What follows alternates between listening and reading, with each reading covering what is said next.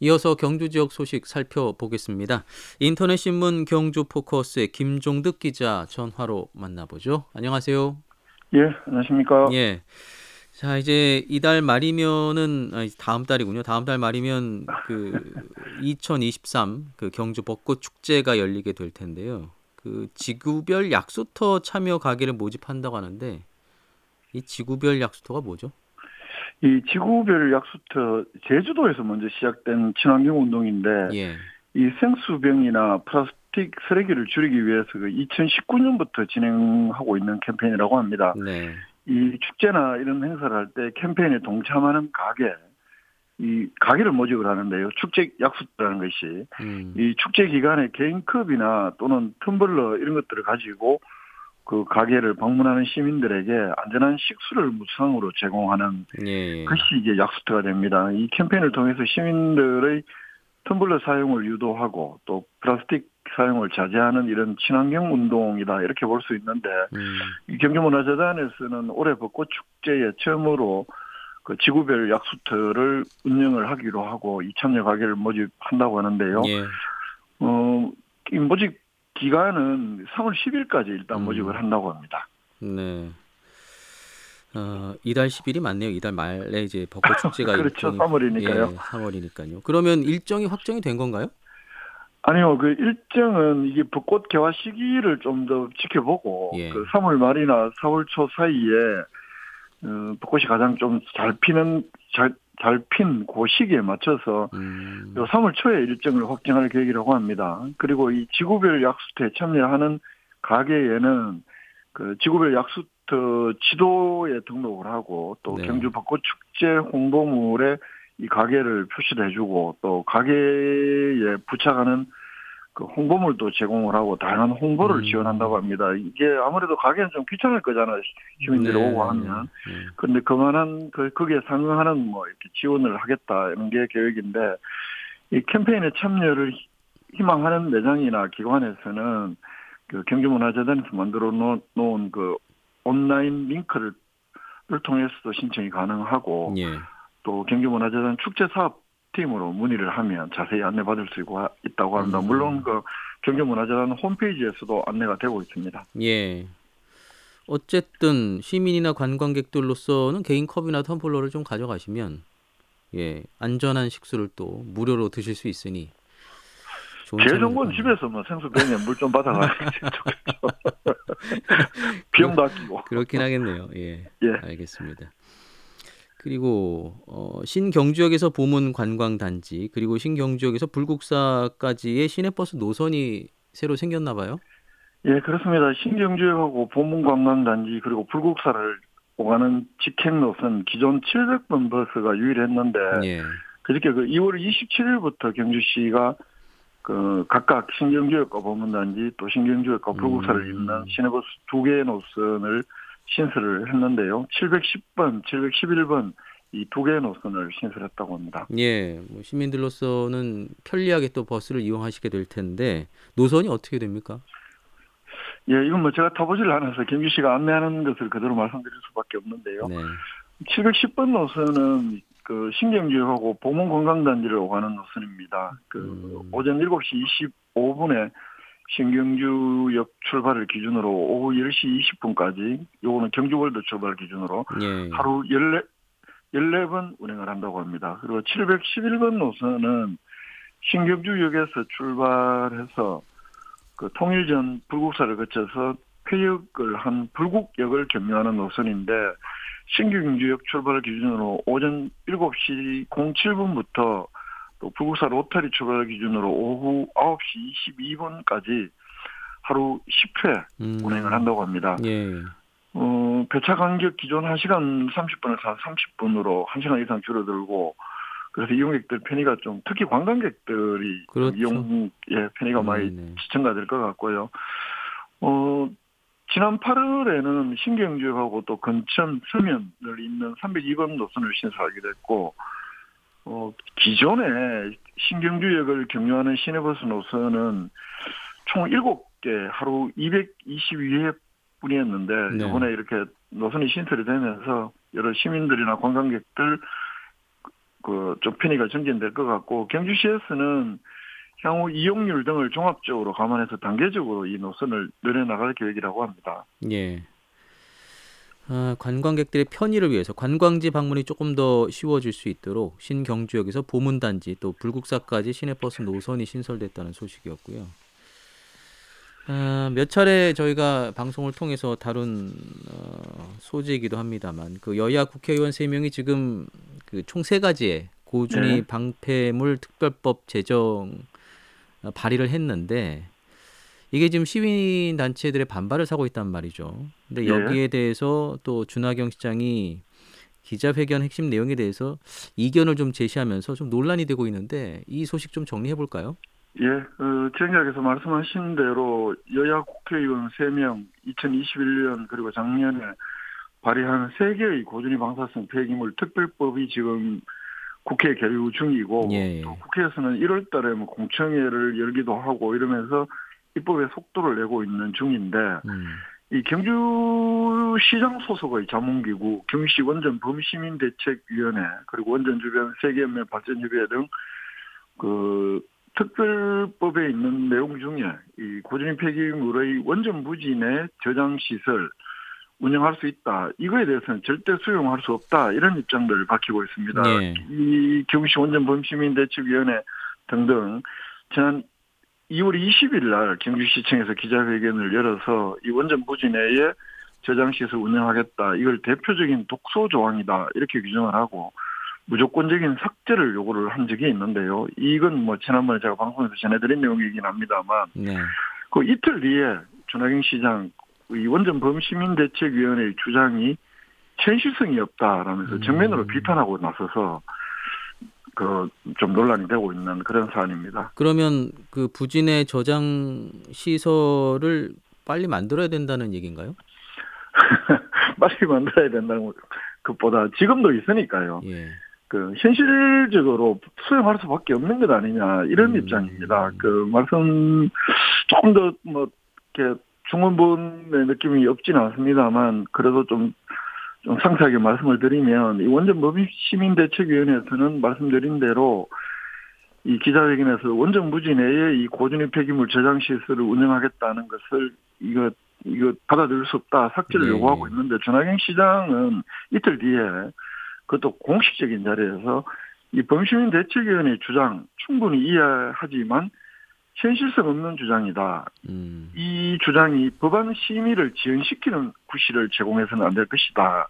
라면서 범시민대책위원회의 주장을 핵심적인 내용에 대해서 정면으로 반박한 겁니다. 예. 22일 날 준하경 시장이 경주시 월성원전 방패장 민감환경감시위원회 정기회의를 주재하면서 이런 이야기를 했는데 그날 이 바람에 나온 배경이 이 국회에서 계류 중인 고준위 방사성 폐기물 특별법 조기 제정을 촉구하면서 이런 주장을 펼친 겁니다. 준하경 시장은 이 모두가 만족할 수는 없더라도 법적 구속력을 가진 로드맵을 마련해서 중간 및 영구 처분 시설을 조속히 건설하는 것만이 현재 운영 중인 임시 저장 시설의 영구화를 막을 수 있는 유일한 길인 만큼 이 고준위 특별법 조기 제정을 거듭 촉구한다 이런 이야기를 하면서 원전 범시민대책위원회의 그 주장을 현실성이 없다 이렇게 비판을 하고 한 겁니다. 범대위에서는 원전 부진의 저장 시설 운영이 독소 조항이다. 예. 그래서 더 이상 저장 시설을 설치할 수 없다 이런 입장인데. 네네. 준하경 시장은 뭐 그럼에도 불구하고 중간 시설이나 영구 처분 시설은 빨리 만들어야 된다 이런 얘기인 거잖아요. 그렇죠. 이 정부의 로드맵이나 또는 이 특별법에서 어차피 지금 중간이나 중간 저장 시설이나 영구 처분 시설을 건설하는 계획이 있는 만큼 이걸 빨리 하기 위해서는 현실적으로 원전 내에 임시 저장 시설 운영하는 것은 어쩔 수 없는 일이고 이 중간이나 또 영구 처분 시설을 조속히 건설해야 현재 월성원전에 있는 여러 가지 임시 저장 시설을 보관 중인 고준위 폐기물을 경주 바깥으로 반출할 수 있는 유일한 길이다. 이렇게 이제 강조를 한 겁니다. 다만 그 원전에 새로 만들어지게 될 그 임시 처분 시설이 영구 처분 시설이 될까 봐 지금 시민단체들이 반대를 하고 있는 건데요. 예, 예. 그러면 범대위 입장이 사실 지난 시간에도 말씀하셨습니다만 경주시 자문기구지 않습니까? 그렇죠. 예, 그럼에도 불구하고 공개적으로 시장하고는 좀 다른 의견을 보인 셈이에요. 그래서 좀 의아합니다. 이 경주시 원전 범시민대책위원회는 뭐 경주시의 자문기구라기보다는 그 조례를 보면 명확하게 경주시장 소속의 그 자문기구라고 이렇게 명시가 됩니다. 예. 이런 기구에서 낸 입장하고 시장이 지금 서로 다른 의견을, 그러니까 이견을 말 그대로 공개적으로 외부에 표출하는 셈이 되는데요. 이 원전 범대위는 원자력 발전 정책에 따른 지역 발전 도모하기 위해서 경주시장 소속으로 둔다. 그러면서 2018년에 출범한 자문기구인데, 이 특별법에 대해서는 물론 뭐 경주 시민들이 한잔 목소리를 내기는 쉽지는 않습니다만, 그러나 그럼에도 불구하고 여러 가지 공론화를 통해서 어떤 것이 경주 시민들을 고전의 폐기물로부터 안전하게 할 것인가, 예. 또는 이런 것들에 대한 공론화를 통해서 한 목소리를 내도 사실은 경주 시민들의 입장을 관철하기가 쉽지 않을 텐데, 네. 이 경주시를 대표하는 경주시장하고 또 경주시장 소속의 이 자문기구라고 볼 수 있는 원전 범시민대책위원회가 서로 다른 목소리를 내는 것, 아무리 봐도 좀 어색한 것이고, 이런 상황이 빚어진 데 대해서는 네. 그 원인도 좀 규명을 해야 되는 것 아니냐. 그 범시민대책위원회가 성급했다 이렇게 볼 수도 있고, 네. 좀 지난번에도 제가 방송에서 그런 말씀 드렸습니다만, 좀 시민들의 목소리를 하나로 모으기 위한 여러 가지 노력들이 좀 필요했던 것 아닌가, 네. 이런 지적은 피할 수 없을 것 같습니다. 어쨌든 고준위 폐기물 중간 저장 시설이나 또 영구 처분장이 건설되기 전까지는 지금 원전 내에 보관할 수밖에 없는 상황이지 않습니까? 그게 이제 정부는 상황 논리로 그렇게 설명을 하는데, 이게 이제 경기 시민들의 가장 큰 불만을 불러일으키는 요인이기도 합니다. 예. 그 정부가 뭐 박근혜 정부 때 확정했던 것, 이거를 이제 문재인 대통령 때 다시 또 재공론을 통해서 2021년 12월 달에 이 고준위 방사성 폐기물에 대한 기본 계획을 확정을 하는데요. 이 기본 계획을 보면 처분장 부지 선정 절차 이후에 13년 이내에 관리시설 부지를 확보하고 20년 이내에 중간 저장 시설, 37년 이내에 영구 처분 시설을 확보하는 것이 핵심입니다. 이 중간 저장 시설이나 영구 처분 시설 부지를 확보하는 것이 그만큼 쉽지 않다. 이게 이제 정부의 기본 계획에도 보면 그렇게 시점을 멀리 잡는 것 자체가 그런 고민의 반영이다. 이렇게 볼 수 있는데요. 이제 21년에, 그러니까 12월 달에 확정을 하면서 당장, 그러니까 2022년 작년에 이 부지 선정 절차에 착수했다고 하더라도 그 중간 저장 시설이 만들어지는 것이 2043년, 또 영구 처분장이 만들어지는 것이 2060년이 됩니다. 그런데 작년에 대통령 선거 있고 현재까지 정부가 여기에 대해서는 뭐 공론화라든가 아니면 부지 선정 절차를 시작한다 이런 낌새가 없기 때문에 이 중간 저장 만들어지는 것, 영구 처분장 만들어지는 것 계속적으로 시점으로 보면 계속 더 늦어지는 것으로 이렇게 볼 수 있는데요. 그 계획 속에 정부 기본 계획에 보면 그 원전에서 발생하는 사용 후 해결료, 그러니까 고준위 방사성 폐기물은 원전 무진의 저장 시설에 보관하도록 또 하고 있습니다. 이 그렇죠. 중간 저장 시설이 만들어지기 전까지는 원전 사업자가 원전 무진의 저장 시설을 한시라고 표현을 합니다만 한시 운영하도록 하고 건식 저장 방식을 채택하도록 또 이 계획에 명시를 합니다. 또 주민 의견 수렴을 전제로 추가 시설을 설치할 수도 있습니다.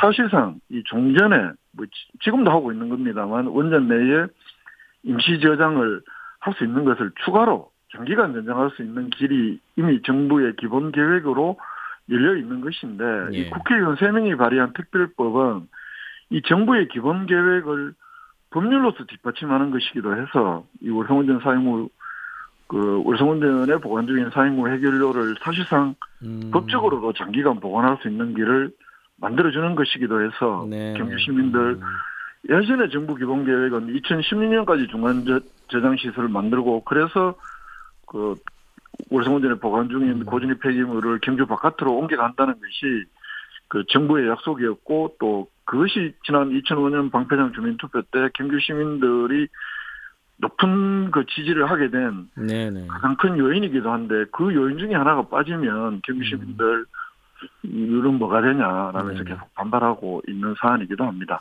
그래서 특별법이 지금 논란이 되고 있는 거고요. 그런 예, 상황에서 그렇습니다. 환경단체들이 이런 그 준하경 시장의 발언에 대해서 비난을 하고 있는 거군요. 그렇습니다. 이 탈핵 경주 시민 공동행동 준하경 시장 발언 알려진 바로 다음 날인 23일 날 성명을 내서 그 준하경 시장을 향해서 이 원전 산업계의 논리에 완전히 경도된 천박한 인식이다. 이렇게 네네. 강한 표현으로 비판을 했습니다. 이 고준희 폐기물 연구처분장이 이 핵산업계의 과제이고 국가의 과제이지 경주 시민의 과제가 아니다라고 이렇게 지적을 하면서 이 준하경 시장 주장대로 부진의 저장시설 갈등이 특별법 제정에 장애가 된다면 정부와 원전산업계가 이 부진의 저장시설 조항을 삭제하고 특별법을 제정하도록 압박하는 것이 경주시장이 취해야 할 태도다. 뭐 이렇게도 주장을 했고요. 네. 또 연구처분장이 마련될 때까지 부지 내의 저장시설 운영이 그 현실적인 그 대안도 되지 못한다라고 주장도 합니다. 이 원자력 발전소 지역 주민이 고준위 핵폐기물의 부담을 모두 떠안는 것이 결코 바람직한 정책 대안일 수 없다. 이런 주장을 펼치고 있습니다. 예. 여기까지 살펴보죠. 경주 지역 소식 정리해봤습니다. 인터넷신문 경주포커스의 김종득 기자였습니다. 고맙습니다. 예, 고맙습니다.